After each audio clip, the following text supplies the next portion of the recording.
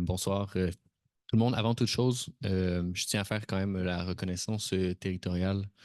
Dans son travail de promotion et de défense des droits humains pour tous et toutes, la Ligue des droits et libertés considère qu'il est essentiel de sensibiliser les populations autochtones aux enjeux liés au racisme et au colonialisme et d'être solidaire avec les peuples autochtones dans leur lutte pour leur droit à l'autodétermination. C'est pourquoi nous tenons à reconnaître que nous sommes ici en territoire autochtone non cédé. Ce territoire nommé Tiohtià:ke, Montréal, est historiquement connu comme un lieu de vie et de rassemblement pour plusieurs peuples autochtones, notamment la nation Kanien'kehá:ka, et une population autochtone diversifiée y habite également aujourd'hui. Nous honorons, respectons et reconnaissons ces nations qui n'ont jamais cédé leurs droits ni leur autorité souveraine sur les terres et les eaux sur lesquelles nous nous réunissons aujourd'hui. Donc, avant de vous faire mes quelques remarques introductives, je vais quand même vous dire un peu qui je suis. Donc, je m'appelle Alexandre Petitclerc, je suis récemment le nouveau président de la Ligue des droits et libertés. Donc, le nom juste ici, ce n'est pas moi, mais dans les pas de Dominique, mine de rien. Je suis très heureux, en fait, de vous voir rassemblés ici. Et pour ceux qui nous écoutent en ligne dans un moment ultérieur, merci aussi d'être là. Je suis donc ravi de vous accueillir ce soir pour un moment particulièrement important et symbolique. C'est le lancement de l'ouvrage Défendre les libertés civiles à l'ère de la sécurité nationale et de la guerre au terrorisme, qui marque également le 20e anniversaire de la Coalition pour la surveillance internationale des libertés civiles, que vous connaissez peut-être mieux sous son acronyme anglais ICLMG. Nous sommes ici ce soir pour souligner donc le travail essentiel qui a été réalisé par la coalition depuis sa fondation en 2002. Elle est composée de 46 organisations membres, dont la Ligue des droits et libertés. La coalition s'est illustrée comme un acteur incontournable dans la défense de nos libertés civiles dans un contexte de plus en plus marqué par des préoccupations liées à la sécurité nationale et à la lutte contre le terrorisme. La coalition a joué un rôle clé dans la lutte pour la protection des libertés civiles dans un moment où le monde basculait dans ce que je me permets d'appeler une forme de panique sécuritaire. Donc, l'ouvrage qui est lancé ce soir retrace non seulement les actions qui ont été menées au cours des 2 dernières décennies, mais offre aussi une réflexion profonde sur les défis à venir.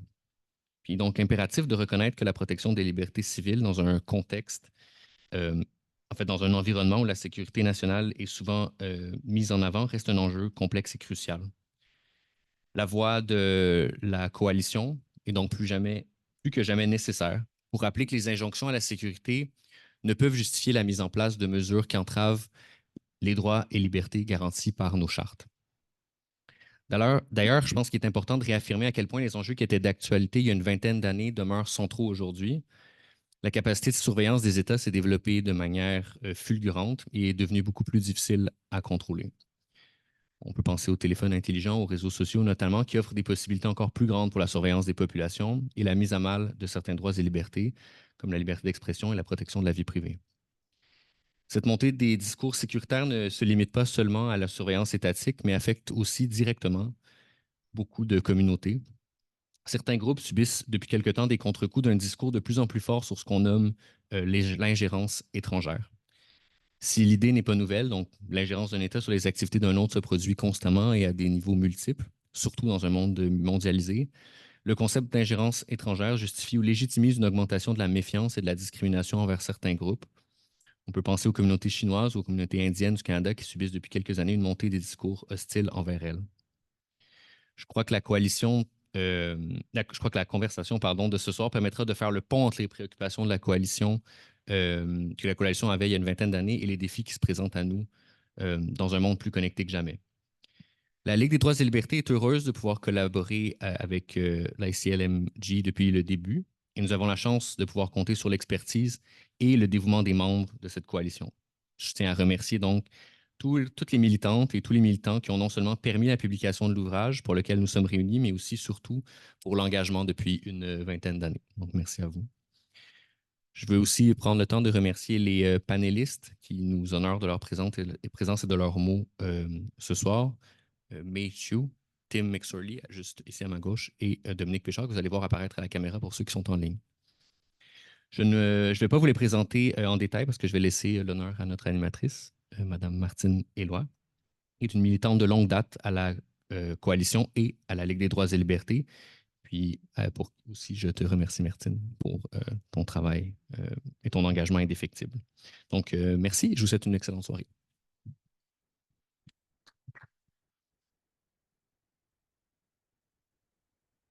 Alors, je ne peux pas vous remercier d'être venus nombreux, mais je vous remercie d'être là quand même. Et bon, je vais remercier Alexandre Petitclerc, président de la Ligue, pour son mot d'ouverture et pour le soutien indéfectible que la Ligue a accordé à la Coalition pour la surveillance internationale des libertés civiles. Dans l'ordre des prises de parole, nous avons avec nous, comme Alexandre a déjà présenté, Dominique Tim McSorley et Mei Chu. Je vous les présenterai plus longuement quand ils vont prendre la parole. Alors, malgré que la Coalition pour la surveillance internationale des libertés civiles existe depuis 20 ans maintenant et qu'elle a mené d'importantes luttes, cette coalition composée de groupes de la société civile n'est malheureusement pas aussi connue qu'elle devrait l'être au Québec. Je me permets donc de vous présenter la CSILC en quelques phrases. Le 11 septembre 2001 a engendré un climat plus proche, comme ça? OK. Alors, le 11 septembre 2001 a engendré un climat de peur et d'islamophobie.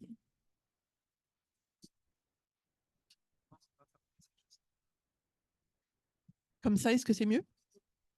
Bon, parfait. Alors, le 11 septembre 2001 a engendré un climat de peur et d'islamophobie qui a d'ailleurs été savamment entretenu par les gouvernements.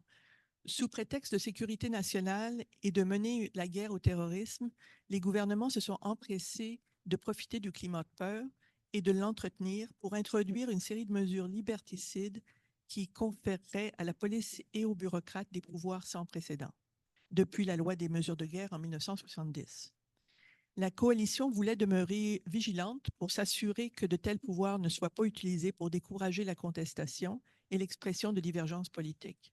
Rappelons-nous qu'à l'époque, des groupes comme les groupes contre les OGM et des militants de groupes pour la défense des animaux se retrouvaient sur la liste d'organisations et ou d'individus terroristes de la GRC.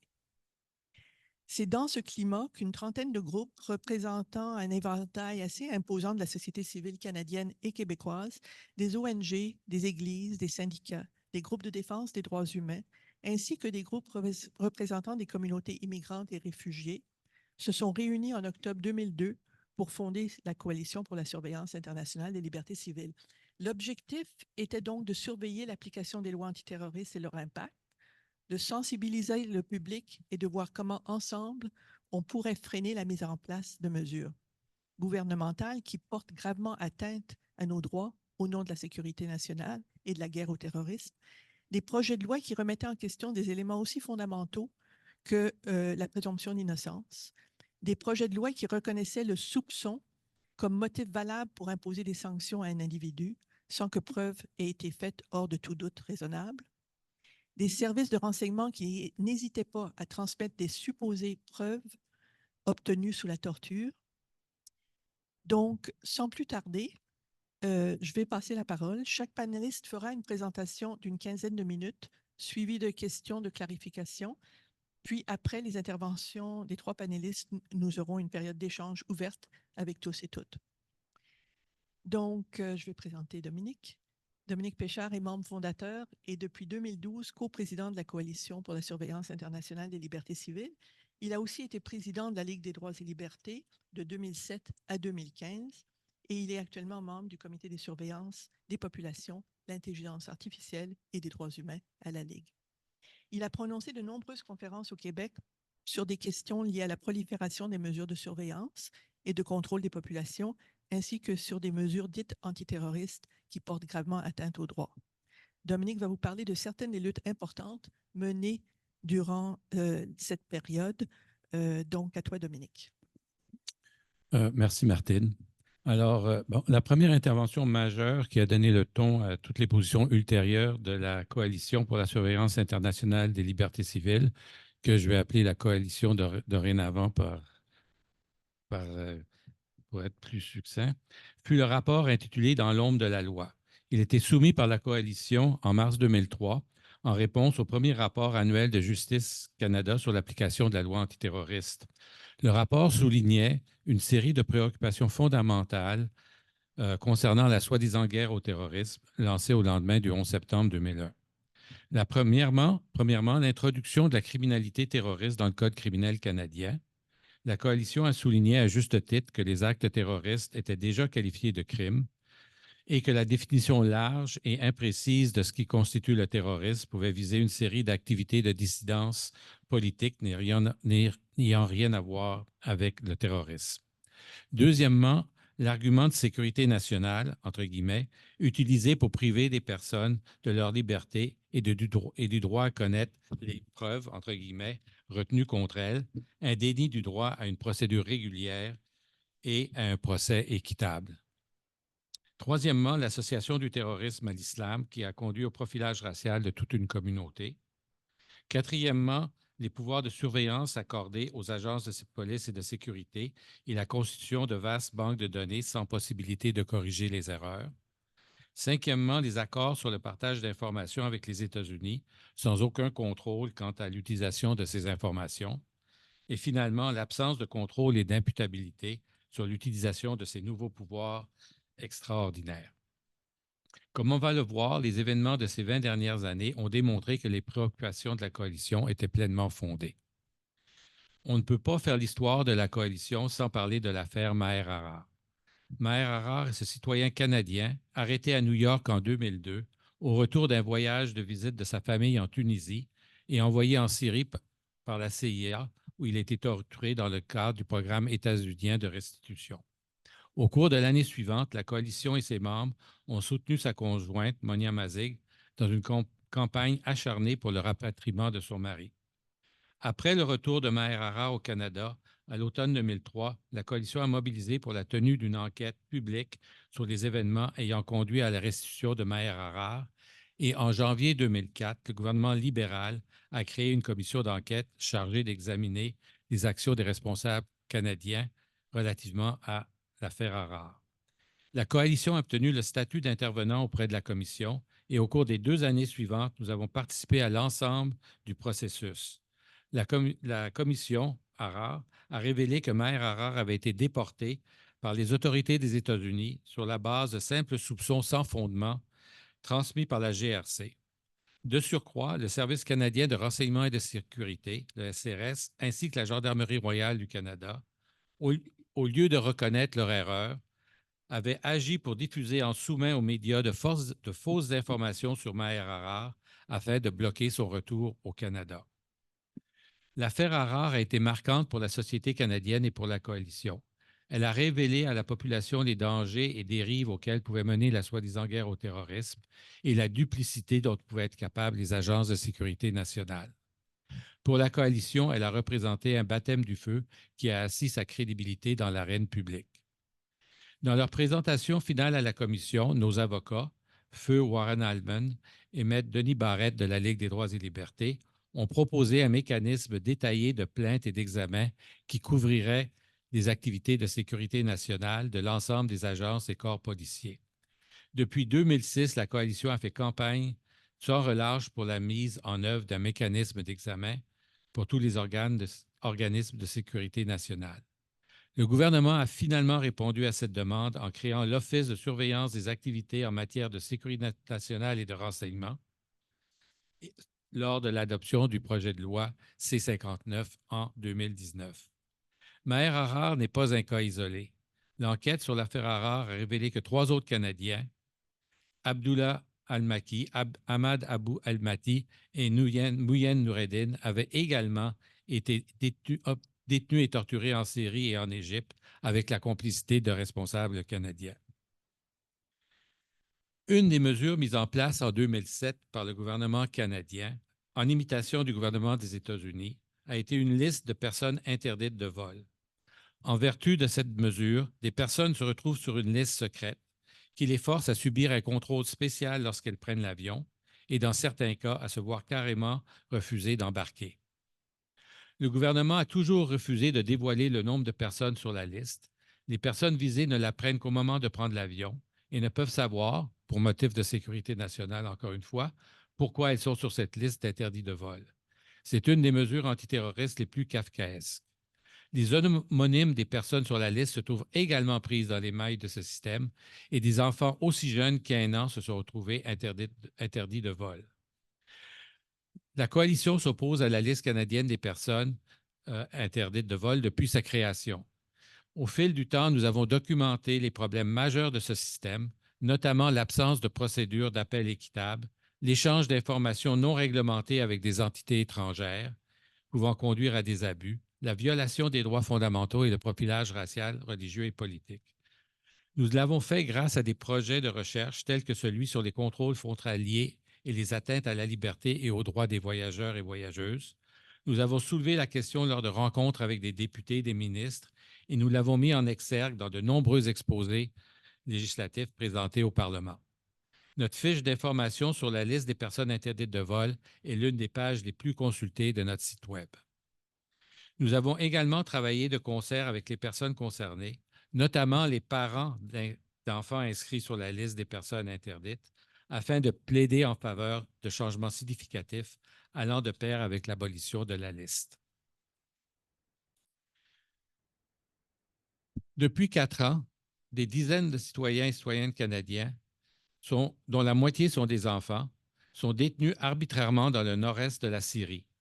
La plupart d'entre eux et elles vivent dans des camps sordides, dans des conditions que la rapporteuse spéciale des Nations unies sur la promotion et la protection des droits de l'homme et des libertés fondamentales dans la lutte antiterroriste, que cette personne a qualifié de torture et de peine ou traitement cruel et inhumain et dégradant. Dès que nous avons eu connaissance de cette situation, la Coalition a défendu sans relâche les droits fondamentaux de ses citoyens et citoyennes. En 2019, une coalition formée d'universitaires, d'organisations de la société civile et de juristes s'est réunie pour discuter de la manière de remédier à cette situation. La coalition a joué un rôle de premier plan dans ces échanges. En janvier 2020, après 1 an de plaidoyer auprès du gouvernement, de collecte d'informations auprès des proches des détenus et d'élaboration de stratégies visant à faire pression sur le gouvernement pour qu'il agisse, la coalition a porté cette question sur la place publique, appuyée par de nombreux groupes de la société civile. La coalition a joué un rôle de premier plan dans le maintien de la pression sur le gouvernement du Canada. Depuis lors, un certain nombre de détenus ont pu rentrer au pays, mais une vingtaine sont toujours piégés dans le nord-est de la Syrie. Et malheureusement, le gouvernement continue de nier toute responsabilité juridique à l'égard de ces Canadiens et Canadiennes. La mise en place des systèmes de surveillance des populations à l'échelle mondiale et le partage d'informations entre les États, en particulier au sein du consortium des Five Eyes, je rappelle, c'est les États anglo-saxons, Canada, États-Unis, Australie, Nouvelle-Zélande et Angleterre, a été une préoccupation majeure de la coalition dès sa création. En 2005, à Ottawa, la Coalition pour la surveillance internationale des libertés civiles a organisé un sommet réunissant des ONG du monde entier afin de discuter des préoccupations liées aux mesures de plus en plus mondialisées prises par les gouvernements dans le cadre de la guerre au terrorisme. Cette rencontre a regroupé des acteurs importants, notamment State Watch de l'Union européenne, Walden Bello et de son groupe Focus on the Global South, l'American Civil Liberties Union, le Center for Constitutional Rights des États-Unis et la Ligue des droits et libertés du Québec. Ces organismes se sont réunis à Ottawa pendant 4 jours pour y mener des discussions approfondies sur ce qui se passait sur leurs territoires respectifs. En nous réunissant, nous avons pu, à partir de nos pays respectifs, identifier cette guerre au terrorisme pour ce qu'elle est, une prise de pouvoir coordonnée et antidémocratique, préparant le terrain pour l'érosion de la souveraineté et des droits constitutionnels garantis à l'échelle nationale au cours des décennies à venir. Pendant les 4 jours du sommet, nous avons conçu et endossé une campagne internationale contre la surveillance globale, mieux connue sous l'acronyme anglais ICAMS, International Campaign Against Mass Surveillance, soutenue par les organisations présentes au sommet. La campagne a été lancée simultanément en avril 2005 à San Francisco, Ottawa et Londres. Elle a ensuite été présentée au Forum social mondial de Porto Alegre. Près de 300 organisations de la société civile ont signé le manifeste de l'ICAMS. L'année suivante, en 2006, à Montréal, Roch Tassé, qui était alors coordinateur de la coalition, et Patricia Poirier ont organisé le Forum de la société civile qui s'est tenu parallèlement à la Conférence internationale des commissaires à la protection de la vie privée. Les recommandations du forum ont repris le contenu du manifeste ICAMS et en 2009, à Madrid, le manifeste a été largement adopté lors des séances de la société civile de la Conférence internationale des commissaires à la protection de la vie privée. Il a été reformulé sous le titre de la Déclaration de Madrid sur les normes mondiales de protection de la vie privée dans un monde global. Bon, finalement, comme on pouvait le craindre lors de l'adoption de la loi antiterroriste, les mesures antiterroristes et l'appareil de sécurité nationale ont été utilisés contre des groupes s'opposant aux politiques canadiennes et aux grandes entreprises extractivistes, ainsi qu'aux Autochtones défendant leur territoire. D'ailleurs, une des premières actions d'une unité d'équipe intégrée de sécurité nationale, des équipes créées en vertu de la loi antiterroriste, a eu lieu en 2002, à l'aube du 21 septembre, contre un militant autochtone de la Colombie-Britannique. Une douzaine de policiers armés ont défoncé la porte de la maison de John Rampanen, un militant autochtone qui n'a jamais prôné la violence. Les policiers ont même passé les murs de la maison au rayon X à la recherche d'une cache d'armes inexistante. Des documents rendus publics en 2014 ont révélé que 800 manifestations et événements avaient fait l'objet de surveillance de la part d'agences et de départements du gouvernement canadien depuis 2006. Les événements en question sont de nature très variée: manifestations syndicales, colloques universitaires sur l'histoire du colonialisme et les relations raciales au Canada, vigiles pour les femmes autochtones disparues et assassinées, forums publics sur les sables bitumineux, ateliers sur la désobéissance civile, manifestations des pêcheurs dans les maritimes. Des mouvements plus larges comme Idle No More, le mouvement étudiant québécois et le mouvement Occupy ont également fait l'objet de surveillance. Les rapports sur ces événements sont centralisés au Centre des opérations du gouvernement, qui relève de Sécurité publique Canada, responsable entre autres de la lutte antiterroriste, de la protection des infrastructures et de la cybercriminalité. Les gouvernements, les forces de l'ordre, l'armée, les services de renseignement et même les entreprises privées œuvrant dans l'industrie extractive collaborent pour surveiller, contrôler et nier les droits des peuples des Premières Nations à leurs terres et leurs ressources. Les exemples ne manquent pas. La société Trans Mountain emploie des agents de sécurité et des agents de la GRC à la retraite et travaille directement avec le groupe d'intervention pour la sécurité de la collectivité et de l'industrie de la GRC. La GRC a espionné les Premières Nations opposées à l'oléoduc Northern Gateway d'Enbridge, s'appuyant sur des rapports de l'industrie. L'échange de renseignements sur les Premières Nations entre les GRC et les entreprises du secteur de l'énergie est pratique courante. Alors, j'ai fait un survol de certains des dossiers dont la coalition s'est occupée. Je n'ai évidemment pas pu faire le tour. Je vous invite à lire la publication qu'on lance aujourd'hui pour avoir une vision encore plus complète du travail.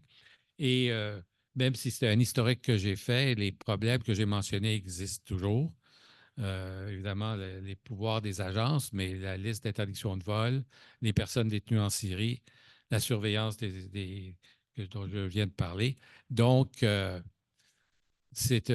travail de la coalition est loin d'être terminé. Merci, Dominique.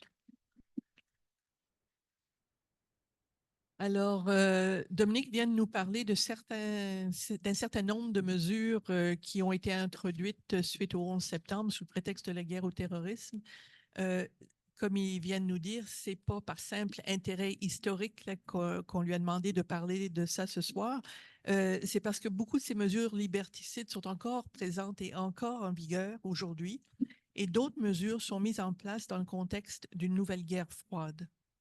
De plus, le projet du gouvernement de contrer, les projets en fait de gouvernement sur la table en ce moment ouvrent la porte à la criminalisation de la dissidence et est porteur d'atteinte aux libertés, par exemple en faisant taire les voix critiques d'Israël ou les voix pro-palestiniennes. Alors, sans plus tarder, je vous présente Tim McClorley. Tim est coordonnateur national de la Coalition pour la surveillance internationale des libertés civiles depuis 2016. Suivant ses études en journalisme et en sciences politiques à l'Université Concordia à Montréal, il a partagé son temps entre le travail médiatique et la justice sociale, et généralement en combinant les deux. Il a notamment été coordonnateur national de la coalition Voices, qu'on connaît ici sous le nom Pas de démocratie sans voix, et pour le droit à la dissidence et à la liberté d'expression au Canada pendant les années du gouvernement Harper. Depuis qu'il est en poste, Tim a fait un important travail sur la colline parlementaire à Ottawa. Il a joué un rôle important dans la mise en place de plusieurs coalitions canadiennes sur des enjeux de sécurité nationale portant atteinte aux droits et libertés. Donc, Tim va nous parler maintenant de ce qui se trame actuellement dans les projets de loi au fédéral, notamment le projet de loi C-70 sur l'ingérence étrangère. Alors, à toi, Tim. Merci beaucoup, Martine, et merci, Dominique et Maï, d'être ici ce soir. Et merci beaucoup, Alexandre, pour ton introduction tantôt. Et merci à tous et toutes dans la salle ce soir. J'aimerais aussi remercier l'équipe de la Ligue des droits et libertés d'avoir organisé ce lancement. La Ligue est membre de la CSCLC depuis le début et reste un des membres les plus actifs et central à notre travail et à nos succès. C'est un vrai plaisir d'être ici ce soir pour parler de notre travail et pour partager notre publication « Défendre les libertés civiles à l'ère de la sécurité nationale et de la guerre au terrorisme ». Dominique vient de faire un excellent survol de plusieurs des enjeux clés auxquels nous avons fait face au cours des 20 dernières années. Plusieurs d'entre eux étaient associés de proche avec la soi-disant guerre au terrorisme, déclenchée suivant les attaques du 11 septembre 2001. Comme l'a expliqué Dominique, elle a donné naissance à de nouvelles lois antiterroristes et une expansion sans précédent des agences de sécurité nationale, entraînant une augmentation de la surveillance, du profilage racial, religieux et politique, touchant principalement les musulmans et musulmanes et les personnes racisées au Canada, des contrôles stricts aux frontières, la criminalisation de la dissidence, et l'utilisation des preuves secrètes dans des salles d'audience à huis clos. On entend rarement maintenant le gouvernement et les médias parler de la guerre au terrorisme. Au lieu, on utilise des termes comme l'extrémisme, la radicalisation, l'ingérence étrangère et le contenu préjudiciable en ligne. Mais l'appareil antiterroriste et ses immenses pouvoirs sont toujours là. Ils sont réaffectés, mais continuent de poser les mêmes problèmes fondamentaux. Les changements de langage masquent également le fait que, comme nous continuons à le voir, les communautés racisées, y compris les communautés musulmanes, continuent à subir les conséquences de ces pouvoirs malgré les assurances du gouvernement. Au cours des prochaines minutes, j'aimerais vous faire part de certaines des questions auxquelles nous sommes actuellement confrontés et de la manière dont elles continuent à représenter une expansion sous un autre nom de ce que nous avons dénoncé et combattu dès notre création en 2002. En janvier 2017, le Canada et le Québec ont subi la plus importante attaque terroriste de leur histoire récente, l'assassinat de 6 fidèles, laissant 5 autres avec blessures graves à la Grande Mosquée du Québec. Cette attaque raciste et islamophobe par un homme blanc a choqué le public et rendu claire la menace de la violence motivée par le suprémacisme blanc. Cette attaque est survenue après des années de désinformation par les politiciens, des journalistes et des soi-disant experts, affirmant que la communauté musulmane posait une menace terroriste au public. Mais l'attentat le plus meurtrier, motivé par des considérations politiques, a été perpétré par un jeune homme blanc qui croyait que tous les musulmans étaient des terroristes et ne devaient pas vivre dans son pays. Malgré la croissance bien documentée des organisations d'extrême droite et de la suprémacisme blanc au Canada et aux États-Unis, entre le milieu et la fin des années 2000, les services de renseignement continuent de se concentrer sur la menace terroriste dite islamiste, ignorant tout le reste. En 2016, le rapport de la Sécurité publique Canada sur les menaces terroristes pesant sur le Canada ne mentionnait pas une seule organisation d'extrême droite, se concentrant presque exclusivement sur le terrorisme prétendant d'agir au nom de l'islam ou basé dans des pays à majorité musulmane. Dans les années suivantes, sous pression, les gouvernements se sont engagés à lutter contre cette violence suprémaciste. Sauf une de leurs solutions était de donner de nouvelles ressources et de nouveaux mandats aux agences de sécurité nationale et en renforçant les lois qui avaient ciblé et contribué à attiser la peur des musulmans au Canada. En 2021, une autre tragédie s'est produite lorsqu'un jeune homme blanc a foncé avec sa voiture sur la famille Afzal qui marchait sur le trottoir à London, en Ontario, tuant 4 membres et en blessant un. Dans la foulée, le gouvernement s'est à nouveau engagé à lutter contre la violence des suprémacistes blancs en recourant à des pouvoirs controversés en matière de sécurité nationale. Au cours de cette période, un outil privilégié a été la liste des entités terroristes. Depuis sa création, cette liste a été décriée comme violente les droits en raison de son utilisation des informations secrètes et de sa nature discrétionnaire. Le gouvernement décide qui mérite d'être placé sur la liste et il est pratiquement impossible d'en être retiré. Pendant les 2 premières décennies, la liste s'est concentrée presque exclusivement sur des organisations dites terroristes islamistes. Cependant, on nous dit maintenant qu'il s'agit du bon outil et qu'il faut l'accepter parce qu'il sera utilisé contre les groupes suprémacistes blancs. En 2020, Kent Roach, professeur de droit à l'Université de Toronto et expert en sécurité nationale, a clairement décrit le problème. Et je cite, « La montée de la violence fondée sur la haine et le suprémacisme blanc doit être combattue, mais l'utilisation d'outils qui violent les droits fondamentaux et qui ont servi à soutenir les narratifs racistes et xénophobes que ces groupes promeuvent ne conduira pas à une société plus sécuritaire ni plus juste. L'ajout de nouveaux groupes suprémacistes blancs n'effacera pas les dommages causés par ces lois et sapera les efforts visant à lutter contre les violations des droits à l'avenir, notamment lorsque ces lois sont utilisées à des fins politiques ou de manière à renforcer le racisme et la xénophobie. » Entre autres, Aziza Kanji a aussi écrit un excellent texte sur ce sujet dans notre revue. Il est clair qu'il faut s'attaquer au double standard qui a conduit à cibler les communautés musulmanes et racisées, tout en ignorant les menaces très réelles et violentes des idéologies de suprémacisme blanc et d'extrême droite. Mais au lieu d'utiliser cette situation comme une excuse pour renforcer et étendre les pouvoirs antiterroristes qui causent tant de tort, elle devrait au contraire nous donner l'occasion de remettre en question leur impact et de repenser notre approche à la sécurité nationale et de la protection de toutes les personnes au Québec et au Canada.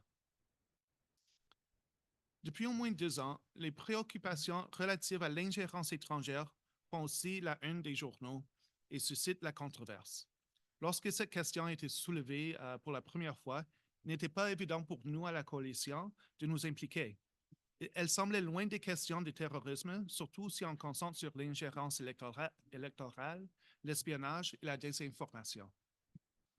Puis, en décembre 2023, le gouvernement a lancé une consultation et il est devenu évident que le soi-disant ingérence étrangère allait être utilisé pour étendre et renforcer les pouvoirs antiterroristes et de sécurité nationale.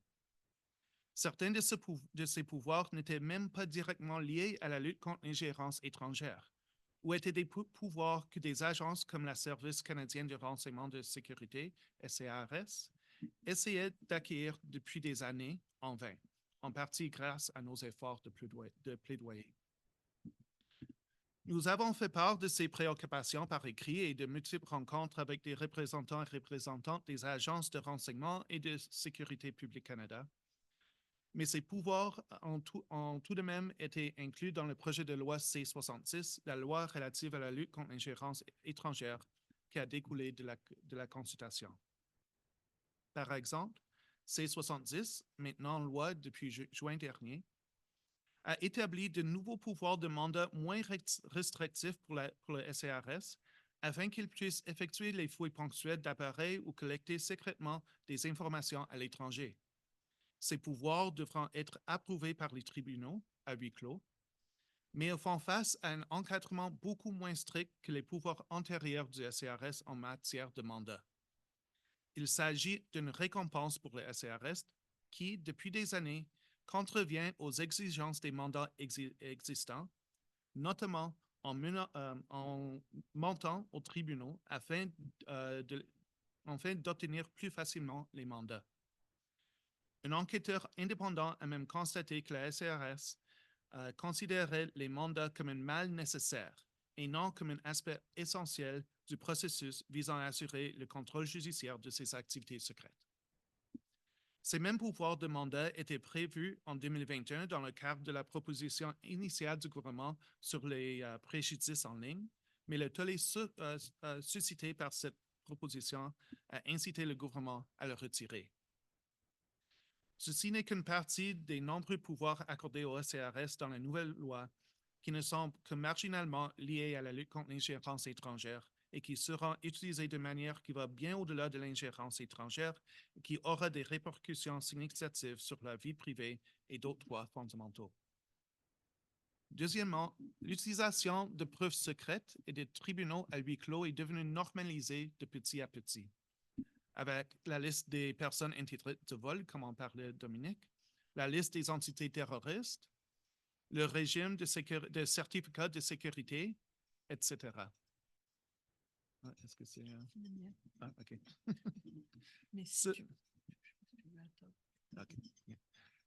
Cela fait des années que le gouvernement cherche à faciliter ce type de procédure. Est-ce que les gens peuvent m'entendre? Il va s'arrêter, je pense. OK, là, c'est parti. Non, c'est comme ça. Je vais reprendre. OK, Ah, là, peut-être ça, ça c'est fini. Là. ça a fini? OK.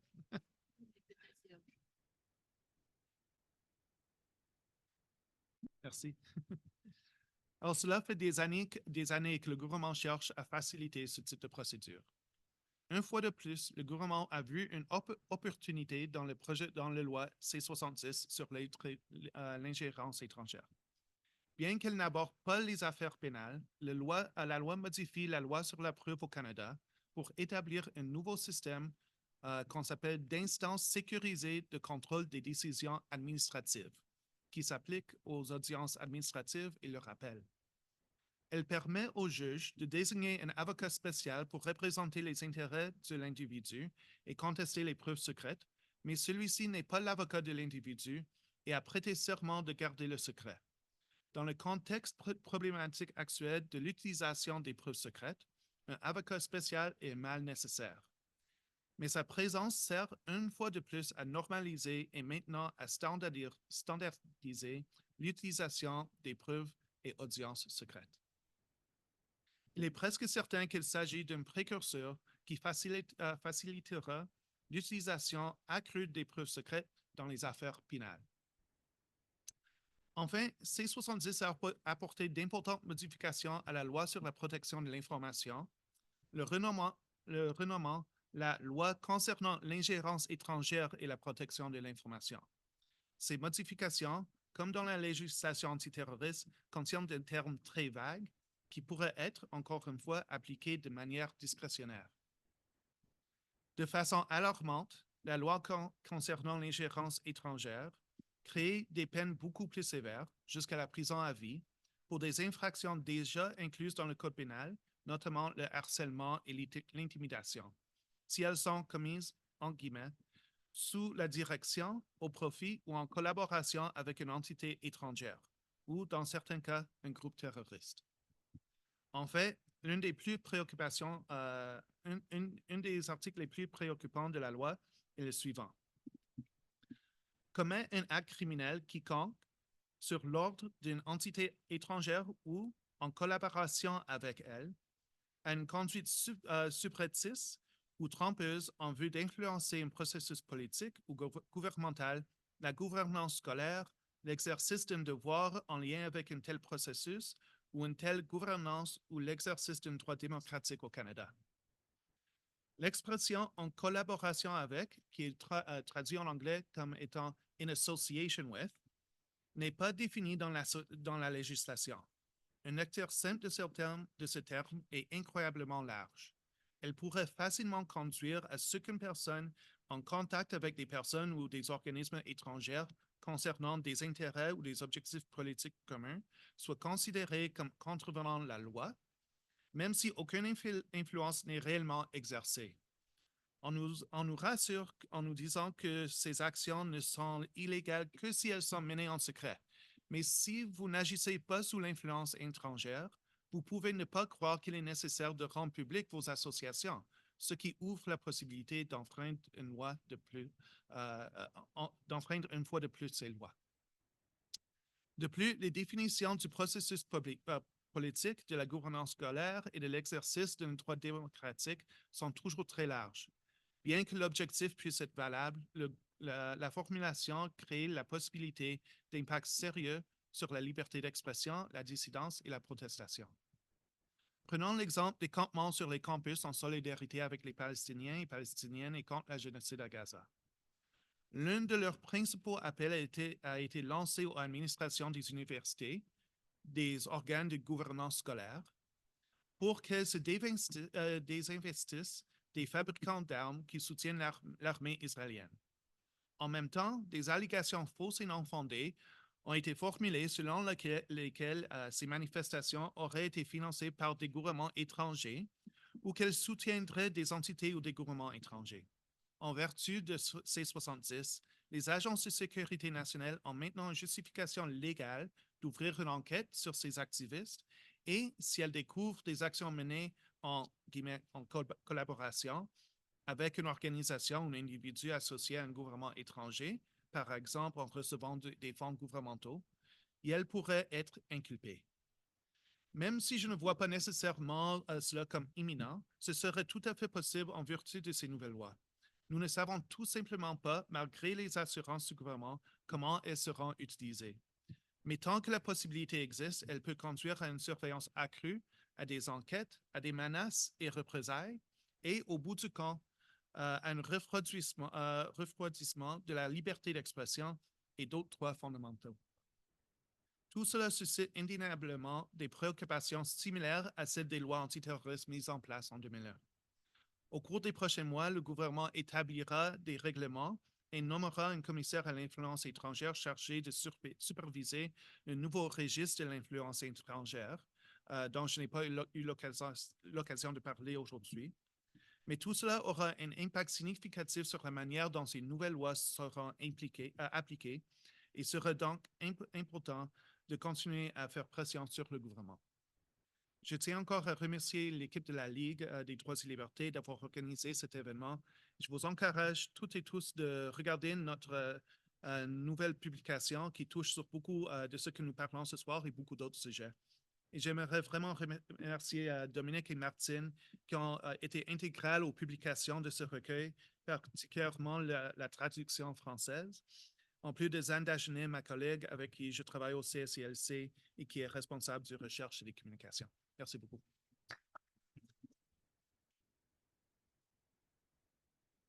Merci beaucoup, Tim.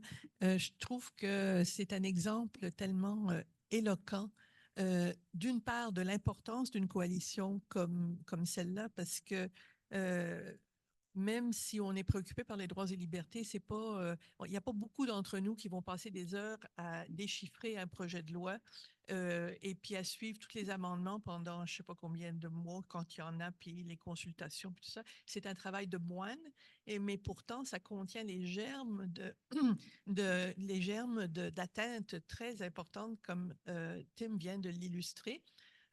Donc, d'une part, ça illustre ce que je disais avant la réunion, que ce qui est difficile dans dans la lutte pour les droits et libertés, c'est qu'on s'aperçoit seulement de ce que c'est quand on l'a perdu. Donc, parler d'un projet de loi 70 ou 63 ou quoi, ça ne veut pas dire grand-chose pour grand monde, puis ça ne va pas mobiliser les gens contre ce qui est en train de se mettre en place. Et pourtant, c'est ça qui est très important dans le cours des choses par la suite. Donc, ça illustre, je trouve, le travail important de la coalition parce qu'ils sont à Ottawa, ils suivent ces projets-là de près, mais aussi de la Ligue, notamment par rapport au projet de loi du comité de surveillance, les projets de loi québécois. Il y a un travail assez important qui est fait à ce niveau-là aussi. Donc, merci. Maintenant, on voit des similitudes, comme plusieurs personnes l'ont dit, entre la guerre contre le terrorisme et le nouveau cheval de bataille du gouvernement fédéral, soit la lutte contre l'ingérence étrangère, comme Tim vient de le dire. Dans les deux cas, on diabolise les personnes issues de certains pays ou de certaines origines ethniques pour des fins géostratégiques. Ceci contribue à alimenter et à donner un semblant de légitimité au courant sinophobe qui est latent dans les pays occidentaux. Ces personnes sont d'emblée automatiquement soupçonnées pour ce qu'ils sont ou qu'elles sont et non pour ce qu'ils ou elles ont fait. Alors, Mei Chu est avocate, militante de la communauté chinoise depuis la lutte pour obtenir réparation en regard de la taxe d'entrée qui était imposée avant aux personnes chinoises et l'acte d'exclusion chinoise qui était en vigueur jusqu'en 1947. Depuis 2 ans, elle est la coordonnatrice de la table ronde du quartier chinois de Montréal. Et Mei Chu va nous parler d'une intervention de la GRC qui a incriminé sans preuve le centre communautaire chinois d'être un poste de police chinois, entre guillemets. Cette intervention a eu des répercussions désastreuses sur l'ensemble du quartier chinois et en particulier sur les personnes vulnérables de la communauté chinoise. Donc, à toi, Mei Chu. Merci beaucoup, Martine, et merci à la Ligue pour l'invitation ce soir. En fait, je pense que, alors, ça fait 1 an et demi que nous luttons contre la xénophobie de la GRC, mais c'est la première fois que nous sommes invités à discuter de ça en français. Alors, vraiment, on vous remercie pour cette occasion. La loi, c'est ça, le passage de la loi, comme Tim vient de dire, était le 20 juin, mais c'était présenté au Parlement le 6 mai. Alors, moi, mon point de vue est que la raison qui a précipité le passage de cette loi sans aucune étude sérieuse ou débat sérieux, c'est vraiment basé dans le contexte d'une grande xénophobie et la chasse de sorcières pour les agents ou espions chinois. Je veux aussi juste clarifier quelque chose. Je sais que je suis décrit comme je représente la table ronde du quartier chinois de Montréal, mais ça, c'est juste mon travail rémunéré. Et je veux juste vous dire que je n'ai pas vraiment un mandat pour la position que je présente. Même si la table ronde, bien sûr, on a dénoncé les activités de la GRC à cause de l'impact sur nos droits à recevoir les services sociaux ici à Montréal. Puis deuxièmement, je dois... Ça, c'est une trait de couture. Je m'excuse en avance pour beaucoup d'erreurs de français. Mais si je ne suis pas claire, vous pouvez poser des questions peut-être après. Alors, je vais commencer juste pour faire un rappel que la xénophobie et le racisme est lié à la racisme anti-asiatique. Et alors, et l'histoire de la xénophobie est vraiment enracinée par l'évasion, les tentatives de coloniser la Chine depuis des années 1800. Quand les 5 ou 6 pays européens voulaient pénétrer dans les marchés en Chine. Alors, on rappelle, il y avait les 2 guerres opium qui a forcé la Chine de en fait ouvrir toutes les frontières au marché et biens européens et qui a forcé la Chine de continuer à consommer l'opium qui était fourni par les Britanniques. Et ensuite, après les 2 guerres, la Chine était forcée de signer plusieurs traités et conventions, encore une fois, pour ouvrir toute la Chine à la marché européen.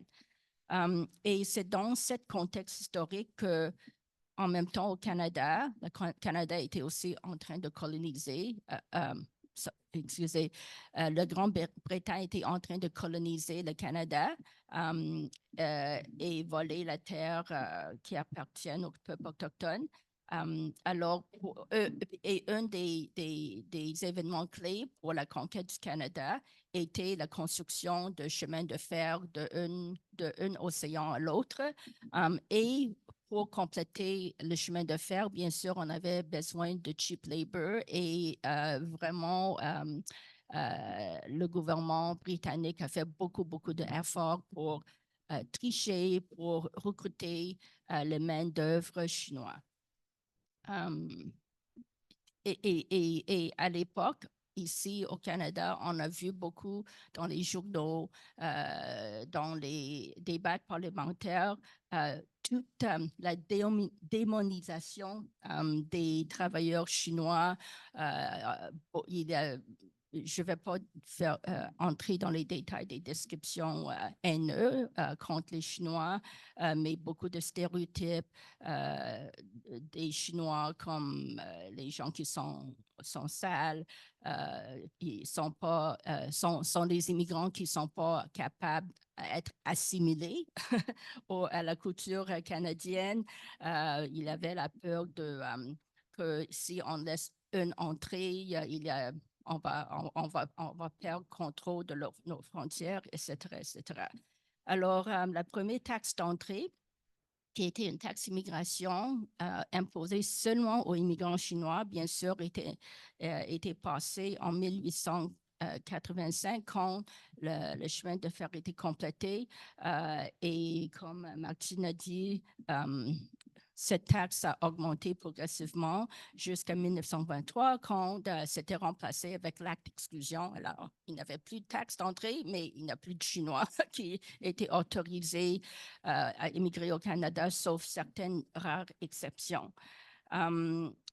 Et moi, je veux juste mentionner qu'à l'époque, même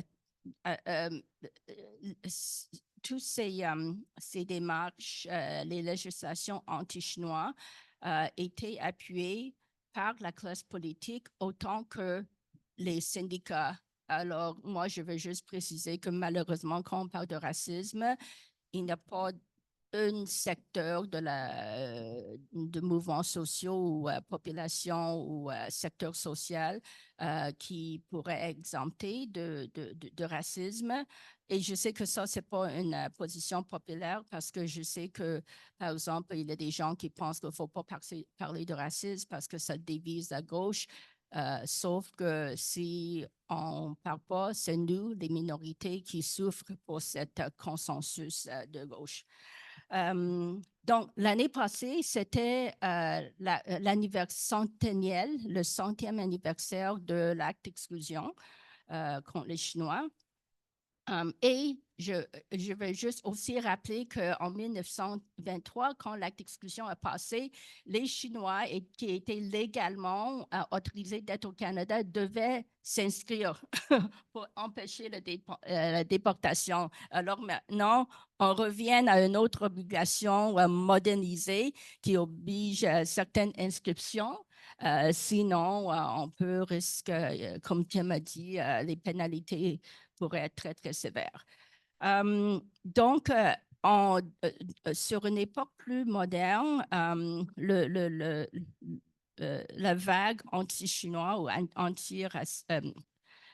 antiraciste chinois, le plus moderne forme était commencé avec Trump. Quand il était en pouvoir, il a vraiment fait tout possible pour provoquer une guerre commerciale avec la Chine.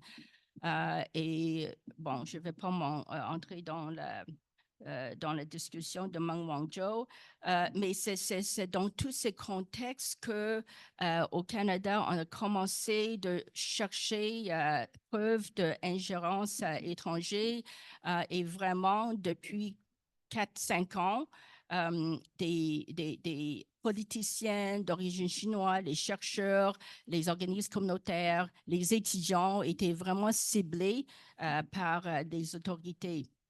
Je donne un exemple. Par exemple, il y a un étudiant, quelqu'un qui a fait une demande pour un permis d'études. Un juge de la Cour fédérale a trouvé que cet demandeur pourrait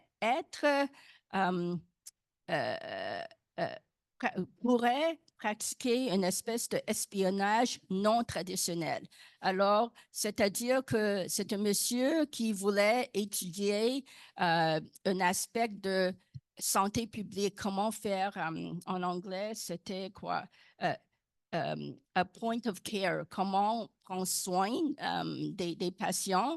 Et même s'il il regarde juste Google, les sources publiques, mais le fait qu'il aurait pu transmettre cette information au gouvernement chinois prouve que c'est quelqu'un qui est capable de faire d'espionnage non traditionnel. Alors, le bas, le saut pour le seuil pour une espèce de acte criminel est vraiment très, très, très bas quand on vient des Chinois. Il y a des gens qui été accusé de vol de secrets, secrets professionnels ou secrets commercial. En tout cas, il y a plein de monde qui ont reçu des accusations criminelles et à la fin, les juges ont suspendu les procédures parce qu'après des mois et des mois, et dans un cas des années, il n'y avait aucune preuve. Et c'est pour cela que c'est dangereux parce que quand on parle de la preuve secrète, pour l'instant, les autorités accusent quelqu'un, mais ils sont zéro preuve. Alors, puis entre-temps, ça a causé beaucoup de dommages. C'est ça. Donc, pour revenir à nos contextes, nos cas d'études actuels, depuis le 9 mars de l'année passée, quand les GRC ont confirmé auprès des médias qu'il était en train d'enquêter sur 2 organismes communautaires comme des présumés postes de police. En fait, on était tellement, même si dans le contexte, on savait que des choses, il y a des choses qui arrivent, on était, pour dire la vérité, on n'était pas prêts quand c'est arrivé chez nous, comme à nos portes. Puis pour la directrice de ces organismes communautaires, c'était littéralement à sa porte à 7 heures du matin, le 9 mars, quand les gens, le midi avec les caméras, ont cogné sur sa porte pour demander une entrevue pour poser des questions. Est-ce que vous êtes un espion chinois? L'effet de gel était immédiat parce que vraiment, personne, même moi, quand les médias m'ont appelé, personne ne savait quoi dire. Tout le monde avait peur, vraiment. Et parce que on ne savait pas si on dit quelque chose, est-ce que ça veut dire, si on ne dénonce pas, par exemple, les organismes communautaires, est-ce que ça veut dire que le GRC va enquêter sur moi? Il y a aussi beaucoup de confusion. C'est quoi un poste de police chinois? Qu'est-ce que ça veut dire? C'est pas dans le code criminel. Puis jusqu'à aujourd'hui, on ne connaît pas c'est quoi. L'organisme communautaire devait, même maintenant, engager un avocat pour les défendre publiquement et défendre le fait qu'ils ont défendu leurs droits fondamentaux à la présomption d'innocence, à connaître à la liberté d'expression, à la liberté d'association, etc. Ensuite, devant la communauté qui commence à mobiliser, un mois plus tard, le GRC a dit « Ah, oui, on a réussi à fermer tous les postes de police chinois au Canada. » Cette matin-là, quand on a lu des nouvelles, les organismes communautaires m'ont appelé. Mais qu'est-ce qu'ils disent? On est encore là. Pourquoi ils disent que nous sommes fermés? Donc, on devait retourner sur la place publique pour dire, ben, on n'est pas fermé. Oui, on a coupé ou réduit beaucoup nos opérations, mais on est encore ouvert. Et par la suite, le GRC a dit, OK, oui, on a mis fin aux activités criminelles dans ces postes de police chinois. Alors, la prochaine question, bien sûr, était, ben, sont quoi les activités criminelles que vous avez mis fin? Nos cours de français, à cause de toutes ces allégations, les cours de français étaient coupés, la subvention pour la francisation était coupée, les services d'employabilité pour les nouveaux immigrants étaient suspendus. Puis après ça, c'était comme un effet de boule de neige, comme ces pauvres centres communautaires ont souffert d'une coupure après l'autre. Oui. Alors, à part, je veux juste parler plus des effets. Oui, OK. Un autre effet est vraiment sur les femmes chinoises. Parce qu'on sait que dans le service social, dans le milieu communautaire, beaucoup de monde qui travaille dans le milieu communautaire, la majorité sont les femmes. Alors, les femmes chinoises étaient les premières aussi qui ont perdu leur emploi. Je crois qu'à date, il y a facilement la moitié des personnels qui ont perdu leur emploi. Une autre chose aussi, bien sûr, les bénéficiaires des services sociaux. La majorité des femmes qui suivaient les cours de français, qui cherchent, par exemple, de soutien pour les problèmes familiaux comme la violence conjugale. Des services pour les aînés sont beaucoup, dont c'est ça, beaucoup des clientèles de ces organismes communautaires sont les femmes chinoises. Alors, le couple de services a eu l'effet que beaucoup de ces femmes chinoises n'ont plus de services. Il y avait la division aussi qui était sémée à l'intérieur de la communauté. À cause des allégations de la GRC qui, jusqu'à maintenant, sont pas détaillées du tout ou clarifiées, il y a des gens qui ont besoin d'aide et qui s'empêchent d'aller chercher l'aide après les organismes communautaires. Je veux aussi dire que les deux organismes les deux organismes qui sont attaqués par le GRC sont nos deux seuls centres communautaires chinois dans tout le Québec. Il y a un à Montréal, il y a un à la Rive-Sud. Alors, si ces deux ne fonctionnent pas, ça veut dire qu'il n'y a plus de recours pour les Chinois qui ont besoin de services sociaux. Je vois que Martine va m'arrêter bientôt. Est-ce que je peux avoir une minute pour terminer? OK, je m'excuse, mais c'est juste, c'est parce que c'est une longue drame et qui est en cours. On a presque on a aussi l'organisme à Montréal est propriétaire de leur propre immeuble. Excuse-moi. Et encore une fois, à cause de tous les problèmes financiers, leur hypothèque n'était pas renouvelée. Alors, juste pour sauver cet immeuble, 9 membres de la communauté étaient obligés de hypothéquer leur propre maison pour pouvoir payer la banque, juste pour garder les services en opération, comme minimalement. Alors, c'est ça. Moi, j'avais une petite une petite critique sur les médias qui a joué aussi un rôle important pour endommager notre réputation, mais peut-être on peut passer à la période des questions. Merci, May. Avant de passer à une période de questions, je vais transmettre quelques informations et quelques remerciements mérités. Alors, je vous rappelle en terminant que la Coalition pour la surveillance internationale des libertés civiles est en fait une sorte d'OBNL, sans subvention gouvernementale par contre, composée d'organisations de groupes de la société civile canadienne et québécoise préoccupées par l'effritement des droits humains et en particulier depuis les 2 dernières décennies. Le travail de l'ICMLG est entièrement soutenu par la contribution de ses groupes membres et si vous partagez nos inquiétudes face au recul des droits, on vous invite donc à soutenir la coalition et de faire un don si possible en visitant leur site. Alors essentiellement, vous pouvez taper dans Google iclmg.ca et quand vous arrivez sur le site, vous cliquez sur français puis vous avez le site en français et aussi soutenir évidemment la Ligue des droits et libertés. Vous pouvez le faire en visitant le site liguedesdroits.ca.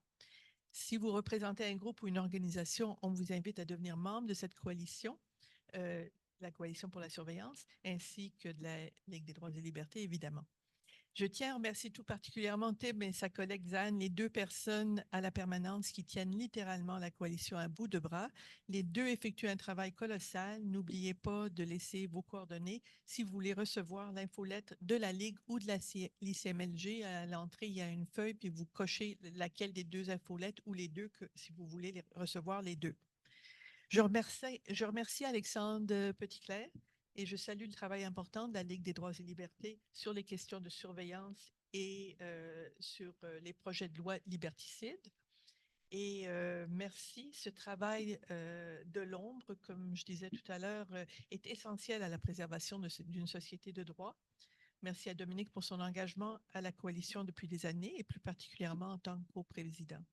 Merci à May qui, par son intervention, nous a permis de saisir un peu plus les effets désastreux de la loi soi-disant de lutte contre l'ingérence étrangère et d'entrevoir plus concrètement l'impact que celle-ci peut avoir au quotidien dans différentes communautés. Alors, voilà pour mes mots de remerciement. Puis s'il y en a qui ont des questions, des commentaires suite aux interventions, ce serait le moment.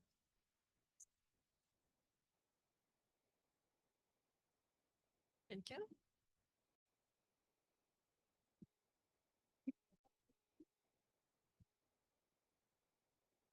Je me demande, est-ce qu'on entend dans lui? Oui. Mais je me demandais si tu voulais nous parler des critiques des médias, que tu n'avais pas manqué de temps pour nous en parler. Oui, merci beaucoup. Je voulais quand je pense que c'est Journal de Montréal qui a comme broke the news, mais sans aucune vraiment au début, sans aucun questionnement, presque tous les médias ont pris comme pour acquis que c'était vrai. Ces accusations de la GRC devraient être vraies.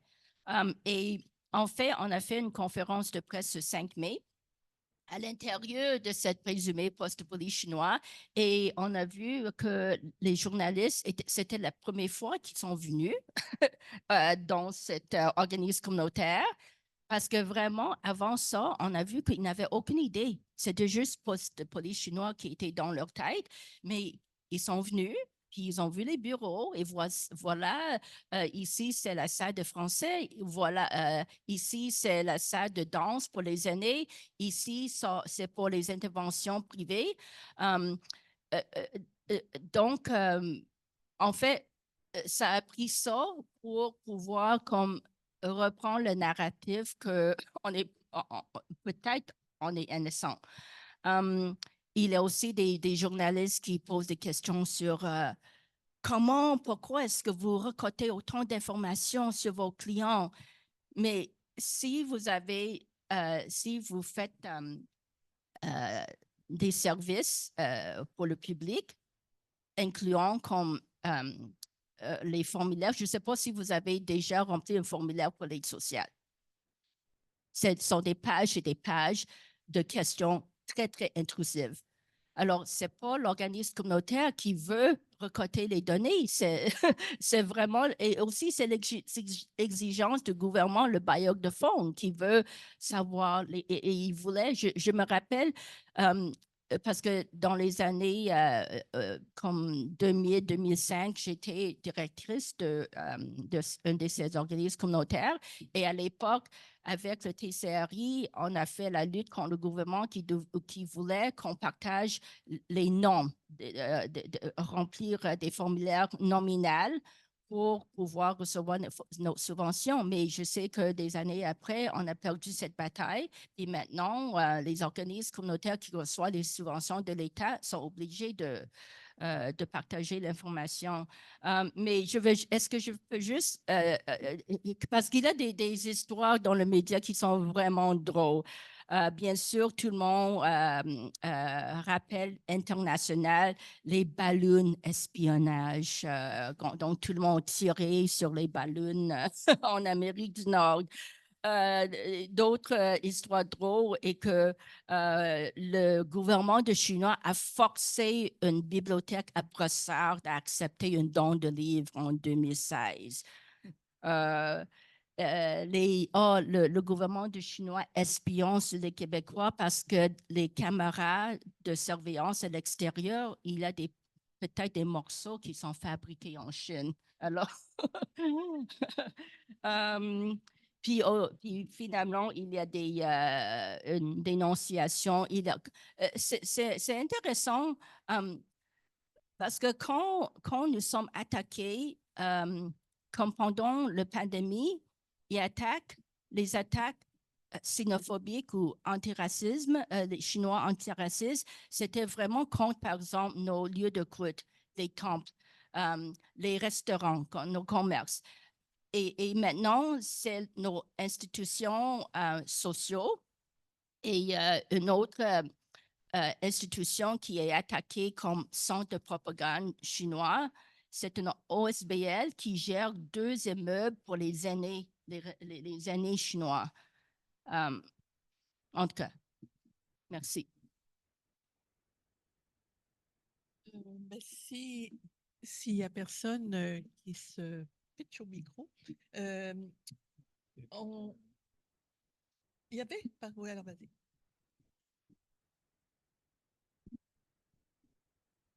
Oui, bonjour. Mon nom est Jean Faucon.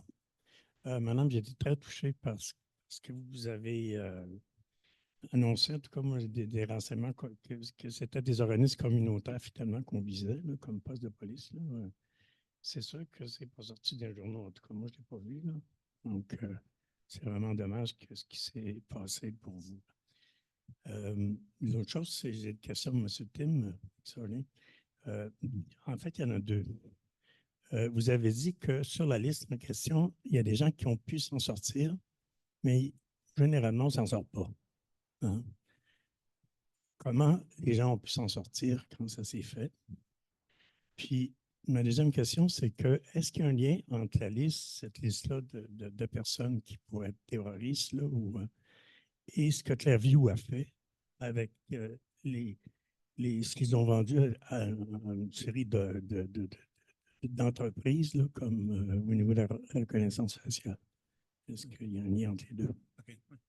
Non, merci pour les questions. Oui, mais en fait, pour la liste d'entités terroristes, c'est plutôt des organisations qui sont sur la liste. Et je ne sais pas s'il y a des organisations qui ont vraiment pu demander être retirées sur la liste. Il y a des fois où le gouvernement va refuser la liste et décider d'enlever des organisations. Mais je ne rappelle pas d'une organisation qui a pu demander de retirer de ce liste et avoir un succès. Plutôt pour la liste d'interdiction de vol, je sais qu'il y a un processus, il y a des gens qui sont, parce que ça c'est plutôt des individus, bien, seulement des individus, et c'est possible d'avoir son nom retiré de ce liste, et je sais qu'il y a des cas, pas beaucoup, parce que la plupart des gens ne sachent même pas qu'ils sont sur la liste. Une des choses aussi, c'est que c'est une liste à comme 2 niveaux. Des fois, comme Dominique a dit, quand tu es sur la liste, vous essayez d'aller prendre un avion et tu es référé à la sécurité secondaire pour plus d'enquêtes. Ce n'est pas nécessaire que le gouvernement vous avertit que c'est à cause que vous êtes sur la liste. C'est juste si vous êtes interdit de prendre l'avion. Alors, si après ce fouille secondaire, vous êtes permis de prendre l'avion, vous ne savez pas qu'il faut même demander d'être retiré sur sa liste et ça peut perdurer pendant toute votre vie parce que il n'y a pas la loi dit même que c'est seulement si une personne est interdite de prendre un vol qu'il faut être averti qu'il est sur la liste. Alors, mais c'est possible de demander, mais c'est vraiment difficile. Il y avait juste un cas de 2 hommes d'origine d'Inde qui étaient mis sur la liste de militants sikhs et qui ont été rejetés. Mais en fait, les preuves qui ont été utilisées, ben, leur demande d'être retirés sur la liste a été rejetée, ils sont toujours sur la liste, mais ils n'ont pas accès à toutes les preuves que le gouvernement utilise pour justifier qu'ils sont sur la liste. Mais c'est possible, mais c'est vraiment difficile parce que faut demander au gouvernement, ils ont, je pense, maintenant 120 jours à vous répondre. Après ça, s'ils répondent et vous maintiennent sur la liste, là, vous pouvez aller en cours. Mais là, ils ont le droit d'utiliser des preuves secrètes qui sont entendues à huis clos pour décider, pour que le juge décide si c'est raisonnable que vous êtes toujours sur la liste. À propos de Clearview AI,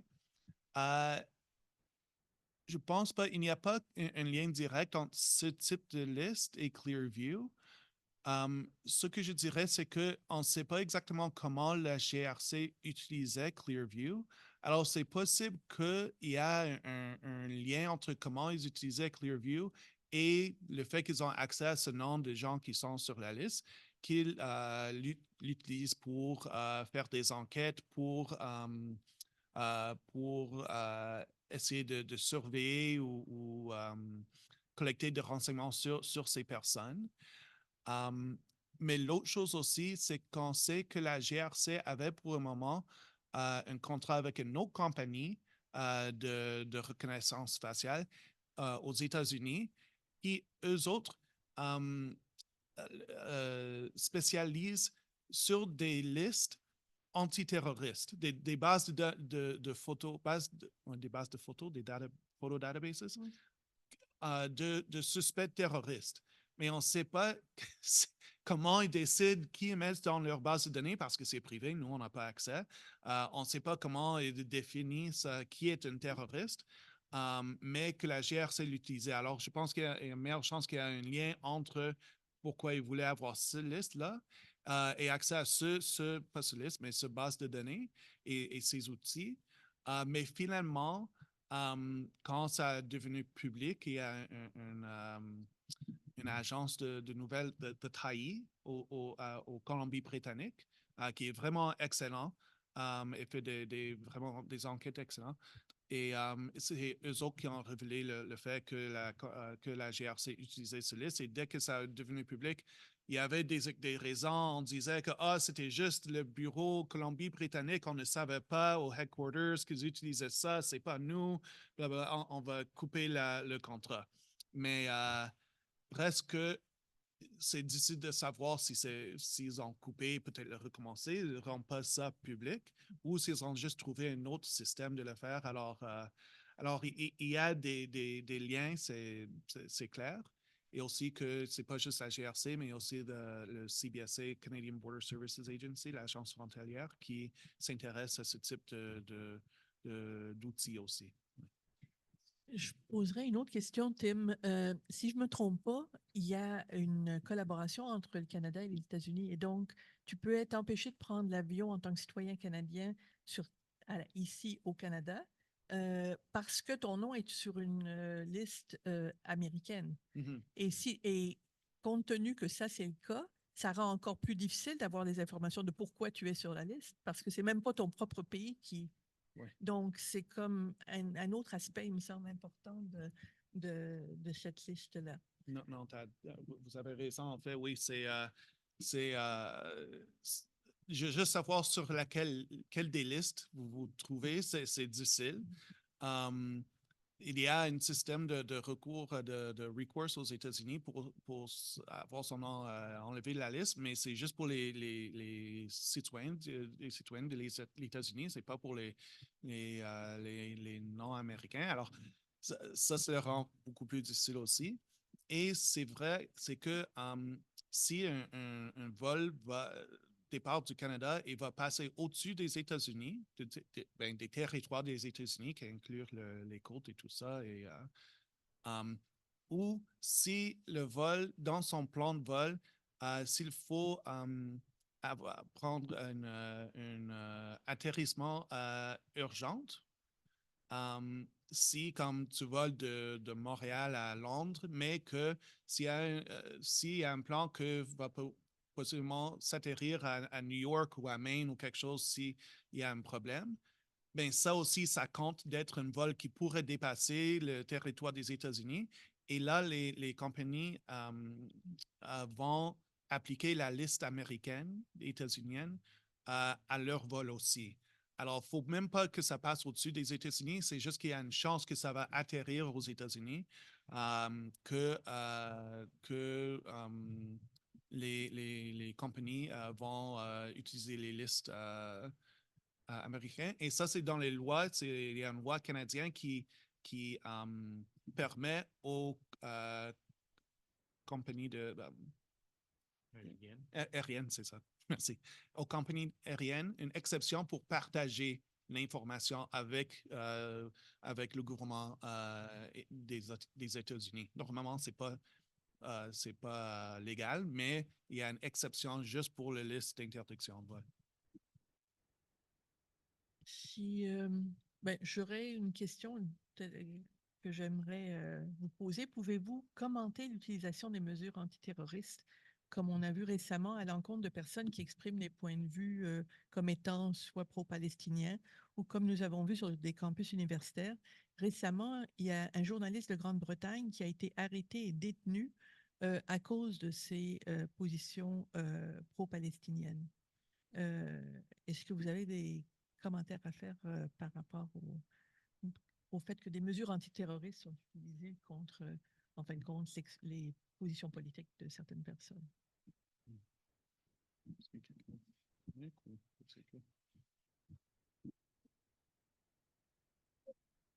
Et il faut noter premièrement que l'Angleterre, si on peut appeler ça, est à l'avant-garde, est particulièrement à l'avant-garde dans la répression des mouvements contestataires, des mouvements en particulier comme Stop Oil ou Extinction Rebellion, où des gens qui ont fait des blocages de ponts ont été accusés et condamnés à des peines de prison, alors que c'était totalement pacifique.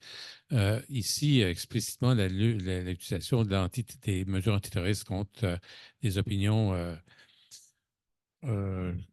critiques Israël ou pro-palestiniennes, je n'ai pas connaissance de ça, mais il y a tout un discours qui assimile la critique de l'Israël ou le soutien des positions pro-palestiniennes à l'antisémitisme. On a vu, par exemple, dans le campement de McGill, où l'université a tenté de présenter les personnes de l'encampement comme étant menaçantes, potentiellement violentes, toutes des choses qui ont été rejetées par la Cour quand ils ont tenté d'obtenir une injonction. Mais donc, il y a tout un discours qui assimile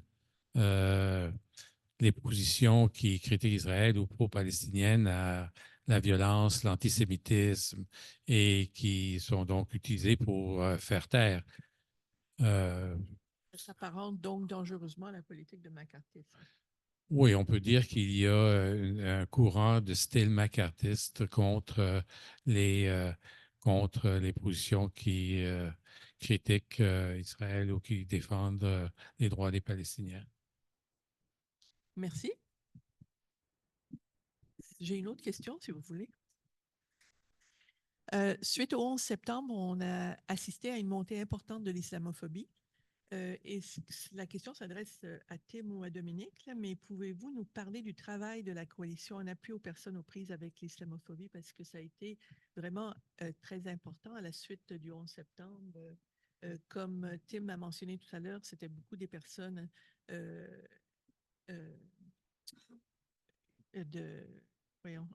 musulmanes qui étaient visées, qui étaient ciblées, mais juste si vous voulez parler de choses que la coalition a fait dans la lutte contre l'islamophobie.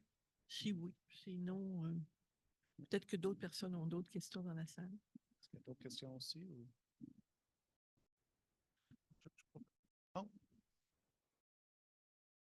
Oui, la question est pour Mechu. J'étais curieuse de savoir, du point de vue de vos, des personnes que vous servez dans la communauté chinoise, qu'est-ce que c'est en fait d'être chinois à l'étranger comme ça à Montréal ou au Canada? Quels sont s'il y en a, là, mais quels sont les liens qui peuvent exister ou comment ça se vit, l'impact des gouvernements chinois dans leur vie? Comment ça s'exprime au niveau des besoins de la communauté?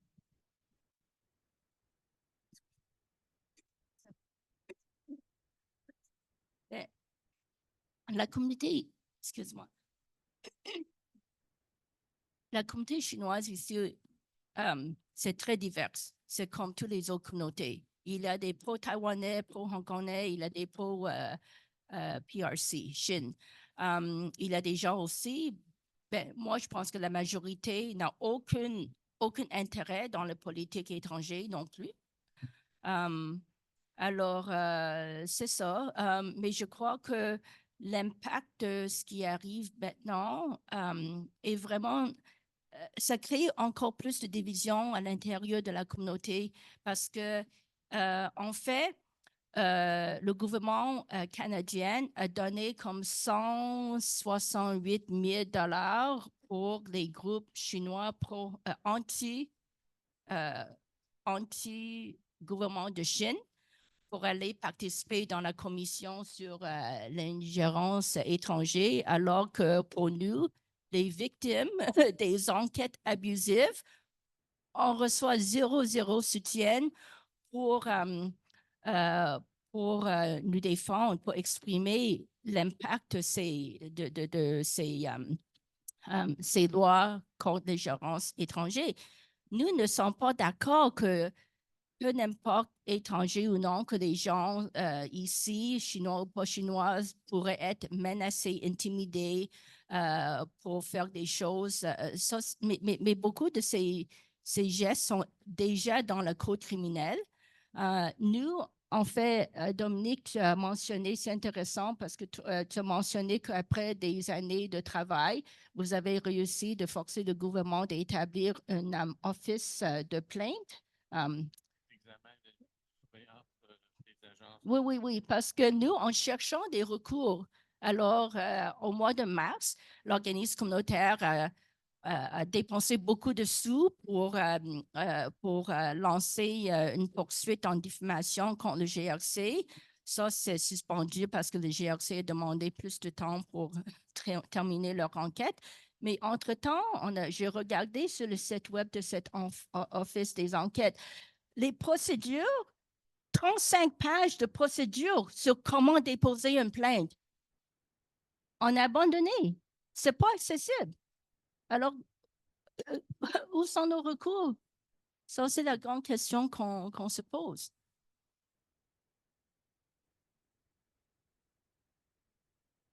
Oui, peut-être je pourrais, je vais rajouter juste un peu à ce que vous avez dit, mais aussi je vais répondre à la question de Martine.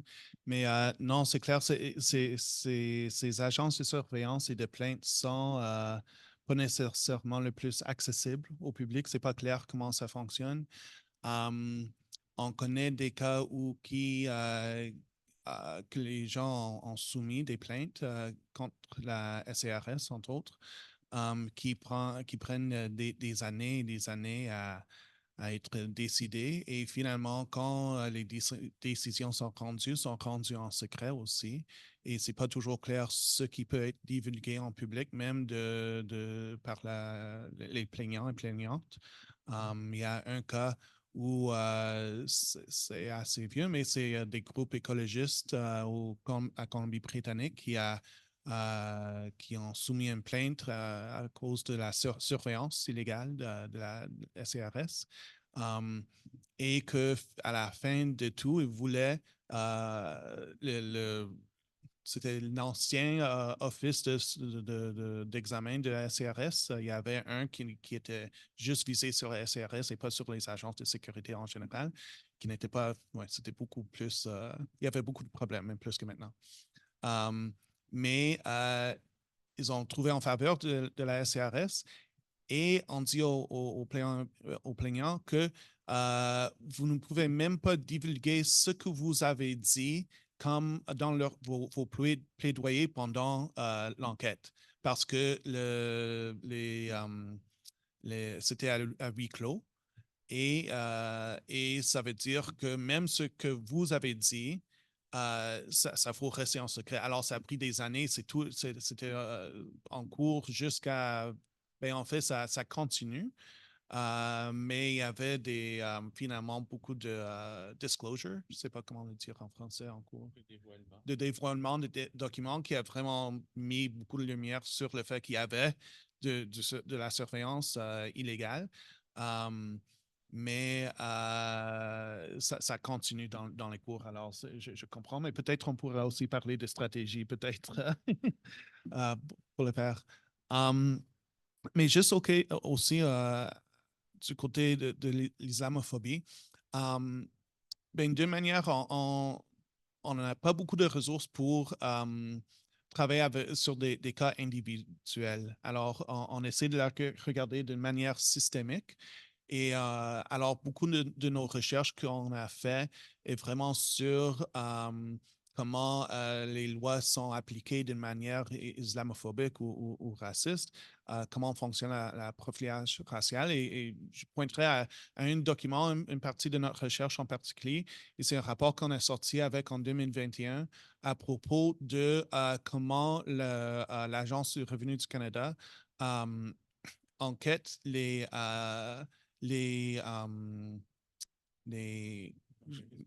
c'est ça, les organisations de bienfaisance musulmane au Canada pour le financement du terrorisme.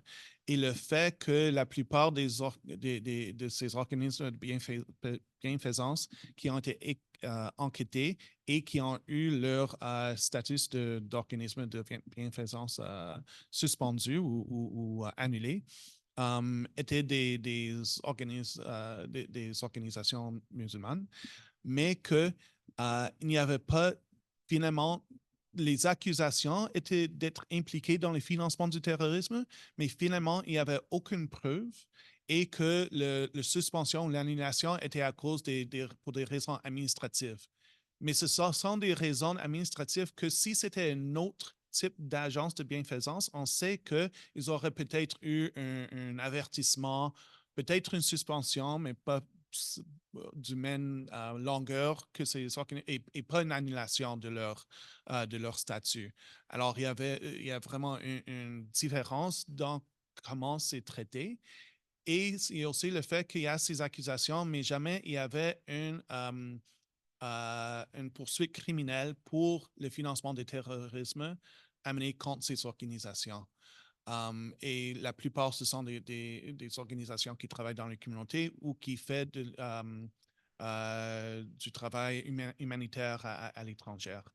Alors, avec ça, on a, à cause de notre rapport, ça a lancé une enquête à l'interne par l'Office du Ombudsperson. Ombudsperson en français. Ben, de l'Ombudsman pour l'ARC. Et aussi l'Office d'examen mène leur propre enquête, c'est toujours pas fini. Mais aussi des promesses du ministre de la Revenu national d'amener des modifications, des améliorations. On ne les a pas vues, on pousse toujours pour ça. Il y avait des petits changements, mais il y a au moins une réaction et on voit au moins on voit une diminution des nombres d'enquêtes et d'investigations des organismes de bienfaisance musulmane ou d'autres sur des bases assez floues de financer le terrorisme. Mais il y a toujours beaucoup plus à faire. Merci, Tim. Mais s'il n'y a pas d'autres questions, je pense qu'on conclurait la soirée ce soir. Vous pourrez dire aux gens que vous voyez demain qu'ils ont manqué une très bonne soirée. Mais en attendant, j'espère que l'enregistrement a quand même fonctionné, même si mon micro semblait moins efficace. Et puis, on va rendre l'enregistrement disponible. Je pense qu'il y a vraiment une mine d'informations sur des choses passées et à venir qui peuvent être utiles à partager. Merci pour votre présence. Merci pour votre intérêt. À bientôt.